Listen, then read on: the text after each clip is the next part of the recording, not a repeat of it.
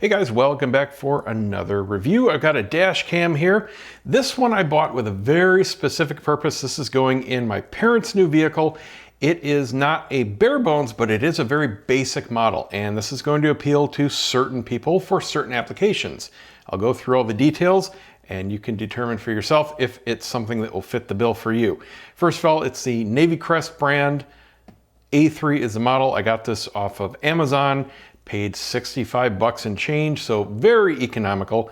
What we have is the bullet or cylinderish type style. You're going to see several different basic designs of dash cams out there, from the tiny thumb size, like the Garmin Mini and Mini 2, to these, and then up to the wedge shaped, and then to the big full candy bar shape. So this is of the smaller variety. It does have some nice features, but it is very limited in expandability. It's a front cam only. However, it is 4K, although virtually every dash cam out there is using the same set of Sony sensors, and the 4K is usually just barely better than 1080 or 2K or 1440, whatever they're gonna market it as. So I don't think it's gonna be super sharp and crispy like a 4K movie, but you know, it's nice to have in its current tech. We have a magnetic clasp here where you can get to your card. I've put a card in there. That is something you have to get separately, and I'll put a link down to the card and the device if you're looking for one. There are a bunch of cards these days that work. This is a very economical and trusted model and line. Size-wise, it depends on how much you want to store, how many days or weeks of footage before it starts overwriting itself in a loop. You don't need anything super big like 128 gigs or anything like that, especially since it's just a single camera filling the card at any one time. The USB port here is just for power. This is the multifunction button. This does your power on and off and also stops and starts recording. And that's it. That's all the thing does. We've got no expandability, no optional plugins for anything else. We've got one tilting mount here, and it is a little basic in how it operates as well. We just have a screw that we tighten and loosen, and they do give you a little screwdriver here / Allen wrench with an extra glue sticker. If you want to reposition the camera, you just have to take the whole thing down. There is no quick release from the actual mount. It's all one unit. Other than that, it's just a friction fit. So again, basic, but it does the job. Once you get this positioned, I would definitely tighten that down as much as possible so it doesn't move over time, especially if it heats up in the sun.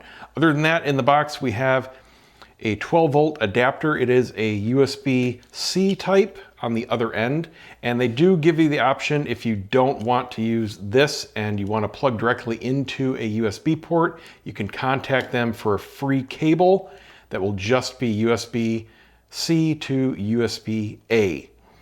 But this is all you get in the box. So again, like I said, basic. And then along with the screwdriver, you get some adhesive little clips to help tidy your wires. And note, this power cord is just slightly bigger than others I've seen as far as the thickness. So not impossible to run through your headliner or plastic panels or anything like that. It is very pliable, nothing unusual there, but I've noticed these getting a little thicker as new models come out. So that's it. Let's go ahead and throw it in the car. We'll take it for a couple drives during the day and night, show you all about it. Oh, and the app, it's very basic. They do give you again, very basic manual here. Pretty much the only thing you're going to use it for is the QR code to download the app for your device. And then make sure that you read this here. If you're on iOS, the only thing that you really need to pay attention to is this right here. Out of the box, when you install the app, you don't get any live video. And it threw me for a loop. I thought something was wrong until I actually read the manual.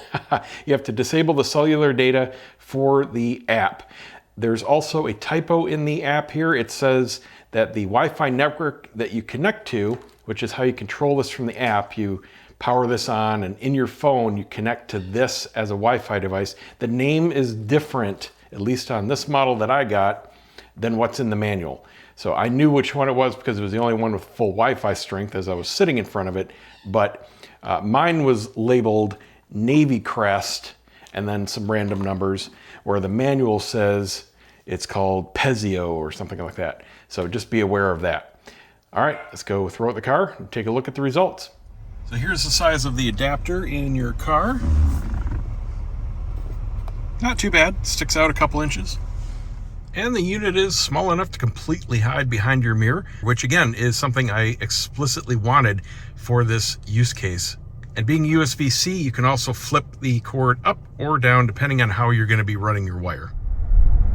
So here's the most challenging kind of test for any kind of camera and sensor because of how much data is changing in the scene at any given time. We've got lots of details, so it's going to be working on its compression.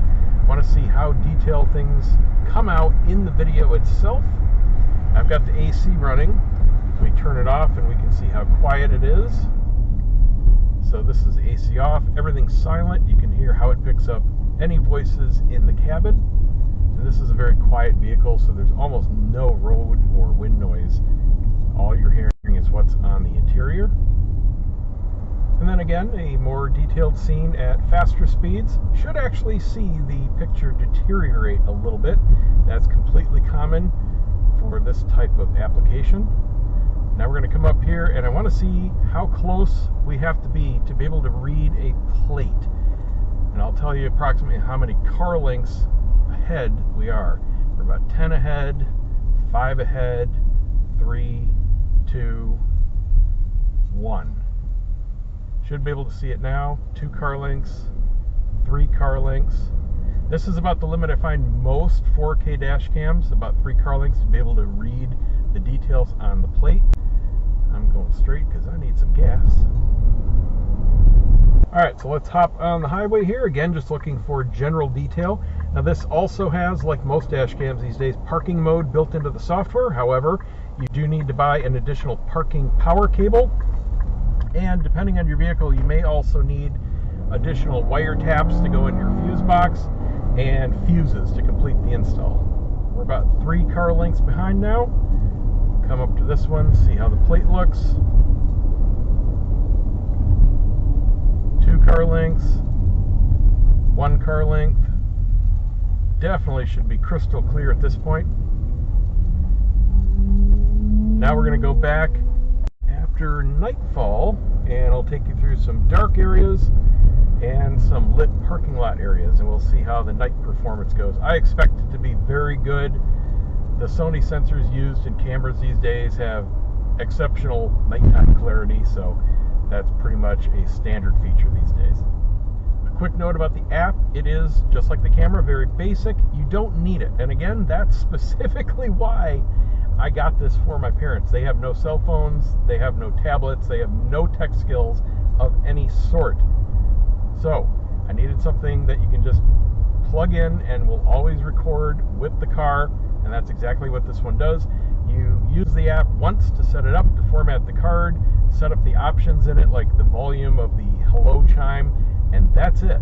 If anything ever happens, you can use the app to download the videos, but that's extremely slow. I always suggest people just pull the card out and pop it right into a computer, and that goes for any dash cam out there. And here we are at night. These are the brights on. It is about an hour after sunset, as dark as it gets. Here's what headlights look like. Coming up to a well-lit intersection. Like I said, I do expect really good quality out of this at night.